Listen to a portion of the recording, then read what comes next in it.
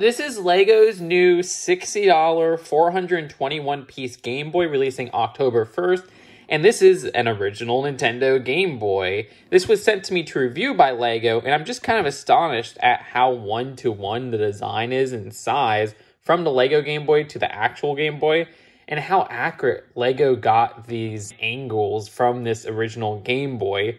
It's quite impressive. Now keep in mind, this LEGO version is not a working Game Boy, instead using a lenticular screen that can be swapped out to display two different games. Those two games being Super Mario Land and The Legend of Zelda Link's Awakening. The process to swap screens is very easy, and there's also a screen for the startup logo. I'll highlight the Super Mario Land stuff for now because I'm very happy that Nintendo and LEGO are showing love to this game. I mean, even recently there was some references to the game in Mario Kart World. Yes, since this is the LEGO Game Boy, I could take out the cartridge and the image would still be there. Notice how there's two cartridges to the two games that are present in the screens here. I love the replication of the Super Mario Land cartridge, which is nearly one-to-one. Two huge games of my childhood while I played Link's Awakening DX on my Game Boy Color, which, yes, this is my childhood Game Boy Color, which is falling apart. I played this to death. It was my first console that I personally had, though it was a hand-me-down from my brother. But this has a latching on feature for the bottom right there, which easily slips into the LEGO Game Boy. You can have it slipped in with this back cover on, which is another lovely print. And it works perfectly. But if you want, you could remove this back cover and slip it in that way. So you can see how that latches on with those clips right there. It's on there very sturdy. But this is the whole feature on how to swap out the game screens, where you push that clipped part down and then you just push out that lenticular screen going on there. Well, I guess since this is Link's Awakening, let's put the Link's Awakening screen inside here. And if you don't have the cartridge inside, you're going to see this really ugly line right here. So make sure you put the cartridge back in when you're displaying this. And you might as well put the back cover on as well. And there's our Link's Awakening screen. The scene in particular is Link and Marin on the beach, which I have not gotten to on my Game Boy copy, so I can't show that one-to-one with the actual Game Boy itself. But yeah, that's a beautiful scene to capture, and it's kind of a card-like material that's like harder than, say, like a piece of paper or anything like that. Almost reminds me a bit of the Polaroids from the LEGO Polaroid set for LEGO Ideas. The Mario scene is from Super Mario Land's first level, which is very easy to access. So yeah, have that on my Game Boy screen right here, which will unpause. It's hard to actually get the screen on here because the lighting on this old Game Boy sucks. But that's okay, you know, it's from 1989. But I love how the idea of this lenticular design just works so well, where it captures a little bit of an animation going on there, I guess you could say, but I guess that's more of an optical illusion. And like I said, the last of these cards is the Nintendo load-up screen for the Game Boy, which, sorry, Super Mario Land, you could see.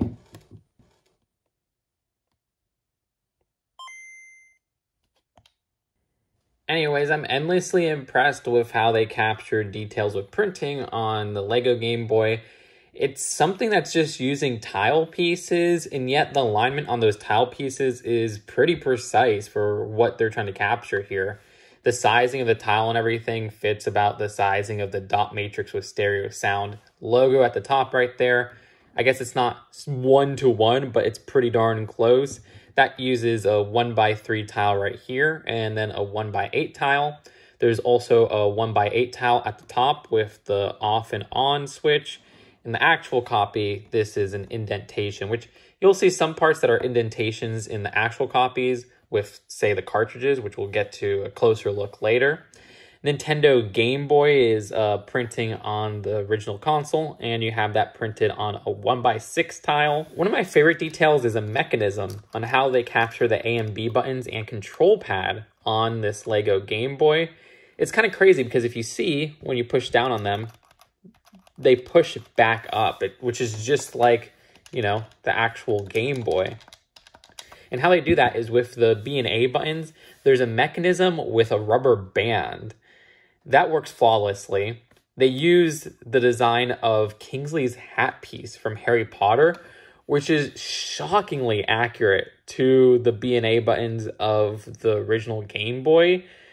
Like, that was not planned. I don't think, like, all those years ago, they were like, okay, yeah, we're going to make this hat piece we could use for a Nintendo Game Boy Lego set.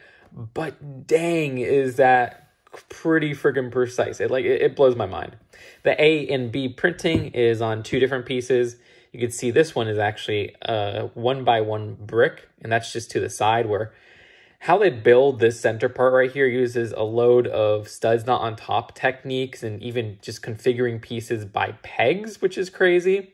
Oh, and I have to say, I'm not familiar with this piece right here, which you put this configuration through holding that hat piece, and it works pretty perfectly. So I'm not sure if that base piece, that little brick with a hole in it, is a piece that's exclusive to the set. That might be.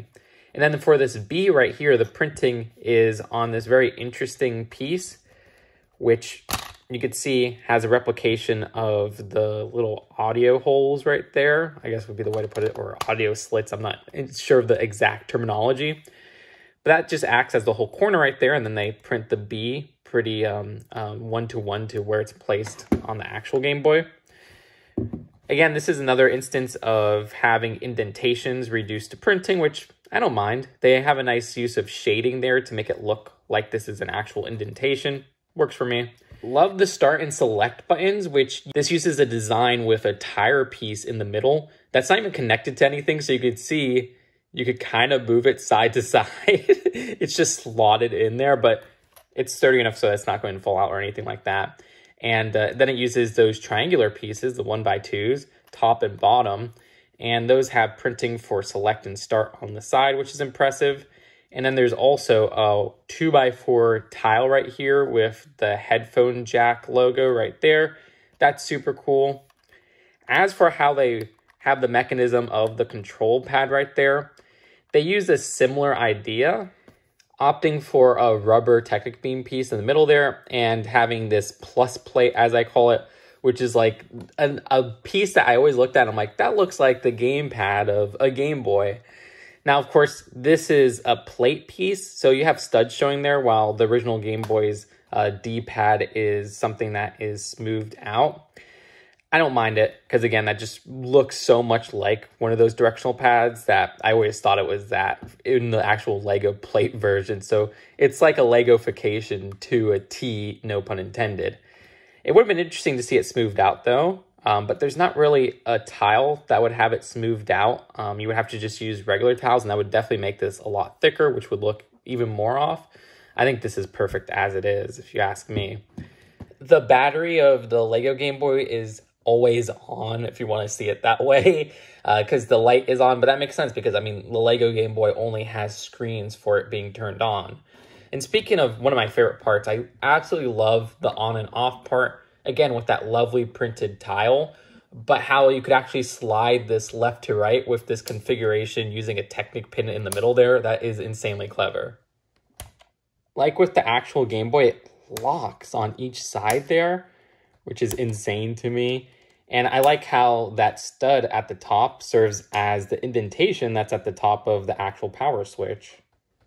I mean, when you look at angles like this, it's hard to tell which is the Lego Game Boy and which is the actual Game Boy.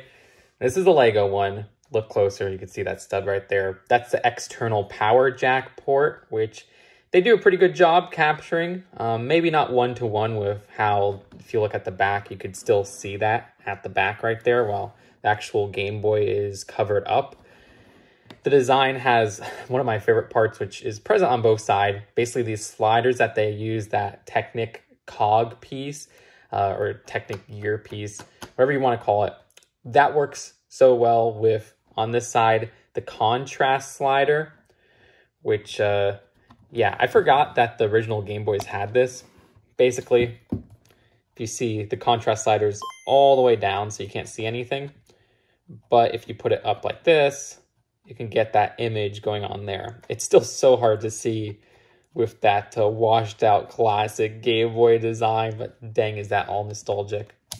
As for the contrast slider on the LEGO version, the design has, once again, a nice 1x8 tile going on right here.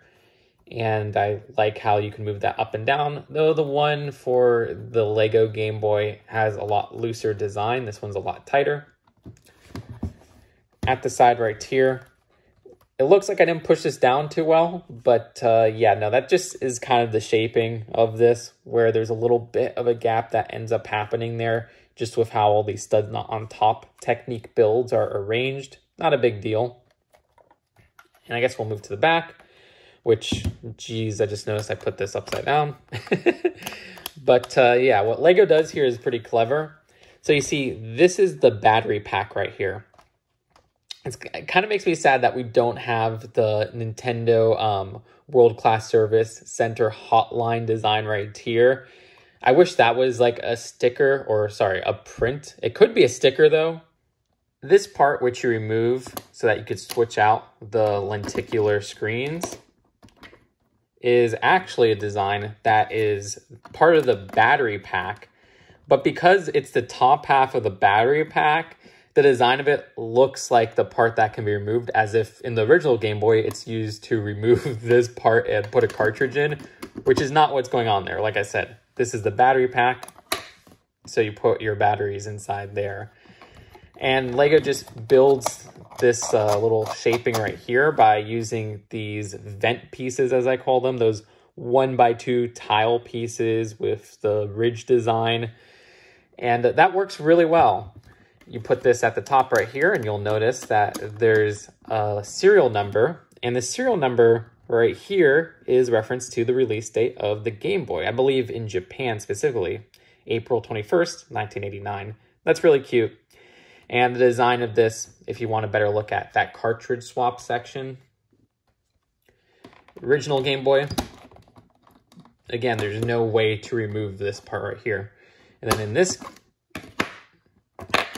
you could remove it like that. And then you just swap out those screens very easily, which I forgot to cover it before, but I love the use of this windscreen piece for the screen of the Game Boy.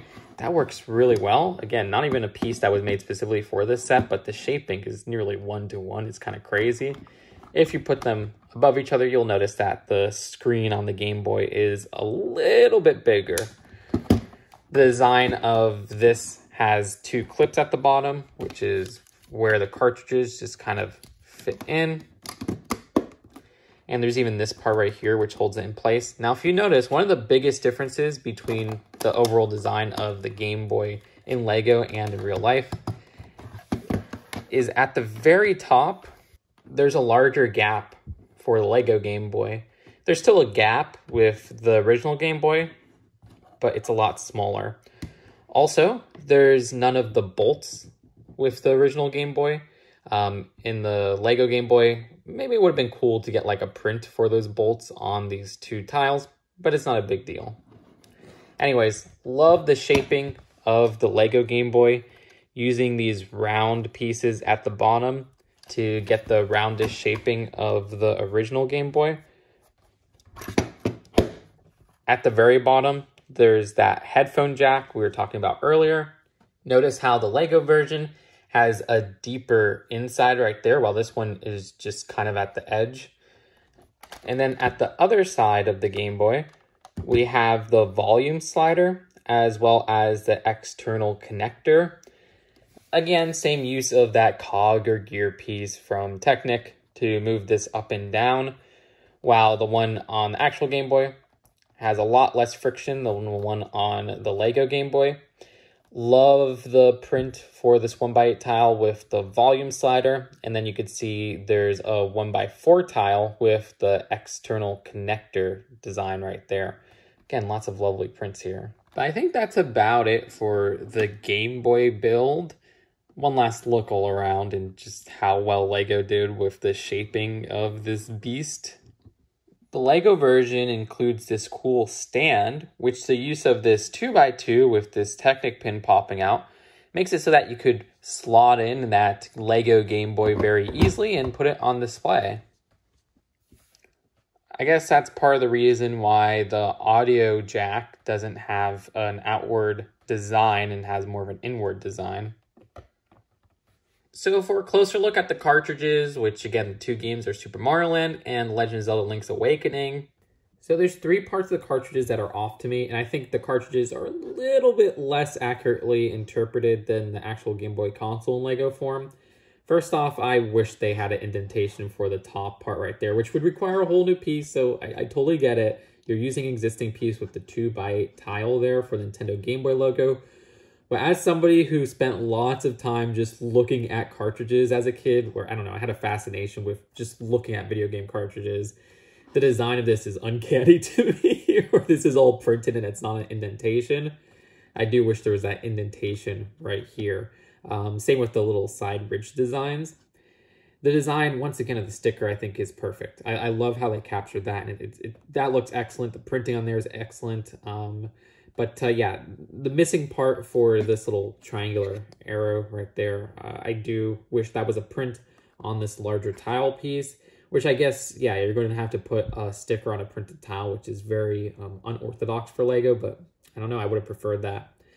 And then the last thing would just be the overall shaping of this. The LEGO version doesn't have this tile reaching this end right here. I mean, it would be a very hard angle to capture. And the original versions have this end right here just kind of flat all the way through. And then you just have that part, I guess you could say, carved out right there. This one, both of those corners are carved out. I don't know, that also looks a little bit off to me if you ask me. The actual chip part, I mean, it doesn't look one-to-one because, again, this has the whole mechanism to fit inside the Game Boy with that interlocking feature. Very impressed with how this came out. Sure, the underside of the cartridges aren't as impressive as, say, the back of the Game Boy here and replicating the design of the back of the real-life items. But I don't mind this, and I really love one feature about this, which is how they replicate the boards of these games. They do this interesting design with the Link's Awakening copy where they actually have the save battery. Contrast that to the design of the Super Mario Land cartridge, and it's a little detail that goes a long way. That's an exclusive print to this set. And this is the final build of the set, which is just a little stand that you could use to display your cartridge that you're not using with the actual LEGO Game Boy. That has the same interlocking feature of the LEGO Game Boy, where you can just clip it on very lightly like this. And I love how there's also a slot to put those two lenticular screens that you're not using. And it looks like there's space for a lot more. Imagine if we got expansion packs of extra games, which is something I wish they'd do, but they'll never do. These stands weren't necessary, but I'm so glad they included them. I don't usually highlight instructions anymore, but this one's so awesome I had to. Where, you know, unlike a lot of 18+ sets nowadays, because I've realized they've been skimping out on these, this actually goes pretty into detail about the Game Boy and what each of these buttons do and the feature of the LEGO Game Boy. Some of the history. Now I want a LEGO Game Gear.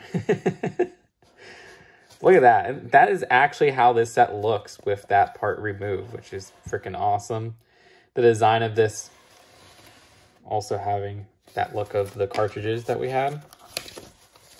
Super Mario Land's highlighted, which again, I'm so glad they're finally appreciating this game, which meant so much to my family when I was younger. I used to play it on car rides. And Link's Awakening, which I could say I never played Link's Awakening. I played Link's Awakening DX. But that's about it for the LEGO Game Boy instructions. I mean, I've been singing its praise. I love this set. I have the bias of loving retro video games, especially retro Nintendo games. I mean, they were a huge part not only of my childhood, again with my wonky old GBC, but just having old games and collecting old games was something that I had throughout many phases of my life where I'd be like, oh, okay, today I'm going to buy an NES. Oh, okay, today I'm going to buy a SNES. And for a set that doesn't have the function of actually turning on, I think LEGO did an amazing job of replicating what you would expect from it being turned on with that lenticular screen mechanism, which is a totally different take than what they did with the NES. The NES had another replication of what it looks like turned on, but instead it was a crank feature with the TV. This one, I think, is a better replication of the console than the NES because the LEGO NES was a lot smaller than an actual NES. This one is near 1-to-1 in sizing with the original Game Boy, which blows my mind. I also think this is like my favorite build of a LEGO set in a long time, where I had so much joy building this and seeing the parts come together, where they use such unusual shapes and unusual angles to bring a very accurate interpretation of this classic console.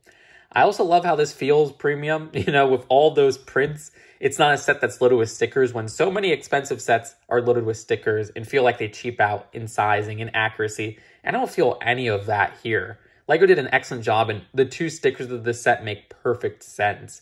I like the option to have 2 games, but that would be my huge problem, which even then, I think it's not the biggest problem out there because I love the 2 games they selected with Link's Awakening, with Super Mario Land, but I wish they included more games. With a set being $60, it does feel worth the price for how premium it is and with its sizing and everything there. The only thing I don't feel that's worth the price is it feels like they skimped out on the number of games included. Even one more game would make it feel perfectly worth the price. I wish, of course, that they included Tetris, but I get that that's a third-party game, so the licensing there would be a lot harder to get done, and then it would probably end up costing a lot more money. So maybe a Kirby game would be good, like Kirby's Dream Land, which was the first Kirby game ever, and that was Kirby's first appearance was on a Game Boy. But then I come to mind of, hey, Pokemon, I know Nintendo doesn't own all of Pokemon. They only own like a third of Pokemon. But with the Pokemon license recently acquired, this would have been a perfect inclusion for a third game. But then I started to think like, oh, well, they wouldn't be able to do that because the cartridges for the Pokemon games look drastically different from the ones in the US if you look at the ones in Japan. But I'm like, okay, well, the Link's Awakening cartridge looks very different, and they chose the US version of the Link's Awakening cartridge for the worldwide release of this, so that's not really an excuse. But yeah, I don't know. I love this set to death. I think the $60 price is mostly worth it, and I think LEGO did an amazing job capturing this classic console. All that unconventional design of just studs not on top techniques with the center there was blowing my mind. With all things considered, I'd rate this a strong 8 out of 10. Let me know what you think in the comments below. Am I just praising this set because I got it sent for free? Or do you agree with me that it's worth the price, even if that price per piece ratio isn't 1-to-1 with 421 pieces for a $60 price? Subscribe here for more LEGO news commentary, honest LEGO reviews. LEGO is terrible with their embargo, so I actually did a news video on a new Gremlin set, but it was the same embargo as this review. So that probably got overshadowed, so go check out that news video. You subscribing, commenting, and liking means so much, and it helps with this cruel algorithm. Peace out. Bye.